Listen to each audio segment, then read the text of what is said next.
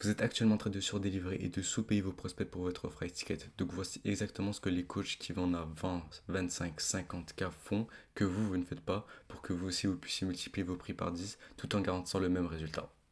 Donc la première étape, c'est de comprendre qu'est-ce que c'est la valeur. Il faut savoir que dans une formation, un coaching ou un programme, les trois outils ont le même but. Promettre la transformation au prospect. C'est justement pour ça que quelqu'un achète. Il faut savoir que si tu prends ce concept comme acquis, les gens ils viennent te voir parce qu'ils pensent vouloir quelque chose. Ils pensent que ça va les aider à avoir cette transformation. Mais ils savent pas réellement ce qu'ils ont besoin. Et toi, en tant que coach, il faut justement que tu découvres ce qu'ils ont besoin. Par exemple, moi. Si un coach va vers moi pour apprendre à son équipe comment close des gens en appel, peut-être que le vrai problème, c'est lié à son funnel de vente. Mis à part la transformation que tu vas promettre au client pour passer du point A au point B, il y aura deux facteurs psychologiques qui vont faire que le client va acheter. La première, c'est l'émotion, et deuxième, c'est l'ego. Donc, on va commencer avec l'émotion. Par la suite, avoir une bonne relation avec un client, c'est justement mettre chaque problème à table, lui donner des solutions pour chacun des problèmes trouvés. Laisser le prospect parler, c'est justement ça qui va clarifier toute l'appel de vente.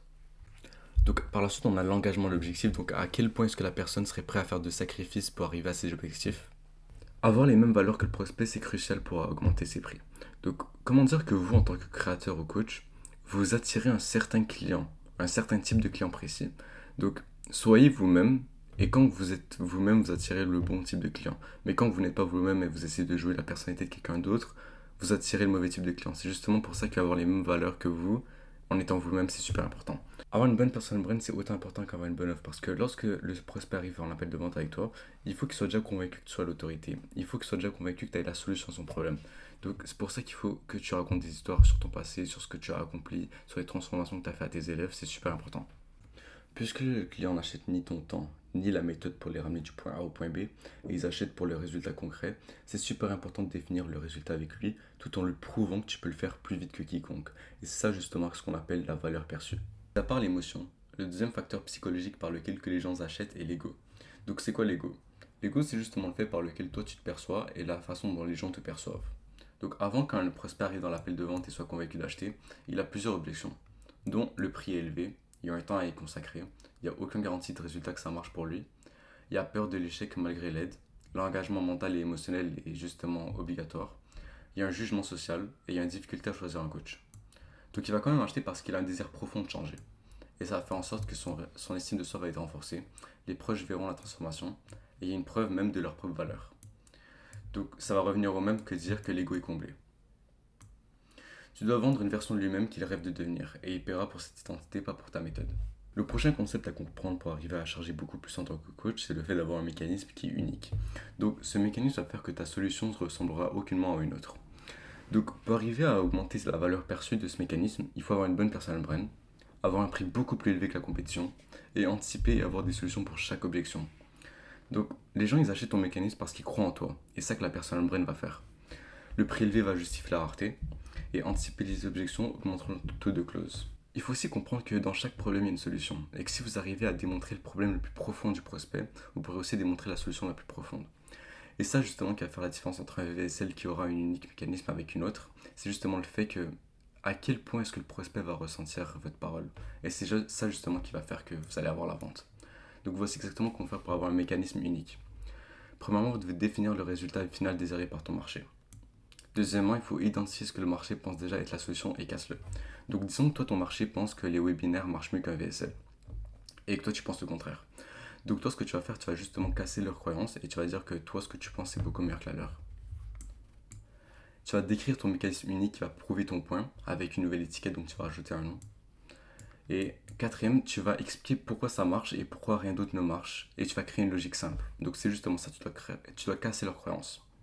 Dernière étape, c'est intégrer ton unique mécanisme dans ton VSL, ton funnel et tous tes pitchs. Parfait, donc pour l'instant, j'ai parlé de la partie marketing, donc la façon dont tu vas ramener le bon type de client avec ta personal brand. J'ai parlé de la partie sales, donc la façon dont tu vas close le deal avec ton prospect, avec les émotions et l'ego. Mais j'ai toujours pas parlé du produit, donc la façon dont tu vas délivrer la transformation promise. Premièrement, il faut savoir qu'en tant que client, le point B représente un plus gros retour sur investissement que le coût du coaching en tant que tel. Donc disons que tu payes 5 000 € pour savoir comment faire 15 000 €. Peut-être le premier mois, tu vas faire 0 €, le deuxième mois aussi, et le troisième mois, tu vas faire les 15 000. Donc le futur du client s'améliore, tout son lifestyle il change. Et c'est pour ça qu'il faut focus sur les habitudes du client à améliorer et non sur les capacités de nous à faire. Parce que comment dire que en ce moment les coachs, ils pensent qu'en achetant des choses à leur offre, sans même avoir de répercussions sur le futur du client en tant que tel, ça va faire quelque chose alors que ça ajoute aucune valeur. Voici exactement le processus qui se passe lorsque vous coachez un client. Donc vous, en tant que coach, vous avez un passé. Vous avez de l'expérience, de l'éducation, des réalisations faites, des développements personnels et professionnels, des voyages. Mais nous, ce qui nous intéresse, c'est les victoires et les défaites, les prises de risques et les expérimentations. Parce que vous, chaque défaite, chaque prise de risque, chaque expérimentation, tout ce qui s'est mal déroulé, vous allez pouvoir esquiver ça de la vie du client et lui donner un meilleur futur. Chaque victoire, vous pourrez lui transférer et grâce à des interventions actuelles. Donc vous allez transmettre votre passé au client grâce à des interventions. Donc ça peut être des coachings, des formations, des appels de groupe, etc. Donc la transformation, ça peut être une productivité accrue, une morale plus élevée, une image améliorée, des meilleures performances, des profits accrus, des plus d'innovation, des problèmes résolus et un accès aux services supérieurs. Il y a des centaines, voire des milliers d'autres coachs dans ta niche, mis à part toi. Alors qu'est-ce qui te différencie de quelqu'un d'autre?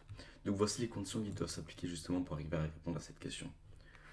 Premièrement, il faut avoir une unique expertise. Quelle qualité unique tu rajoutes à l'équation qui fait que personne n'a à part toi? Tu dois utiliser le storytelling pour montrer des transformations concrètes. Donc ça peut être la transformation de toi ou ça peut être celle de quelqu'un de ton audience. Ça va aider énormément à ta crédibilité. Troisièmement, tu dois partager beaucoup plus de valeur que ta compétition. Quand tu partages beaucoup de valeur, tu montres que ton passé, tu vas leur esquiver beaucoup d'obstacles et donc ça va avoir un impact sur leur futur. Les gens achètent de personnes qu'ils aiment, ils ont confiance. Alors prouvez cela en s'intéressant réellement à régler ces enjeux. Comment faire pour que quelqu'un achète maintenant au lieu dans plusieurs mois? Donc, premièrement, il faut savoir que les gens achètent parce qu'ils se sentent compris et non parce qu'ils comprennent. Donc, si tu comprends leur douleur et que tu peux leur montrer ce que ça coûte de ne pas avoir ce que tu offres, tu peux justement leur faire vendre ce que tu veux. Donc, il faut savoir que lorsque quelqu'un te texte, il y a toujours un sentiment d'urgence qui est en place. Alors, utilise ce sentiment, ne le laisse pas tomber. Montre ce que ça coûte chaque semaine de ne pas régler leurs problèmes. Positionne aussi ton offre comme une fenêtre limitée, donc limite le nombre de places et sois réel, tu dois pas mentir sur ça. Donc c'était tout pour cette vidéo, j'espère qu'elle vous a apporté énormément de valeur. Si tu es un coach, réserve ton appel en bas, c'est totalement offert. Au pire des cas, tu repars avec de la valeur. Donc c'était tout pour cette vidéo, ciao ciao.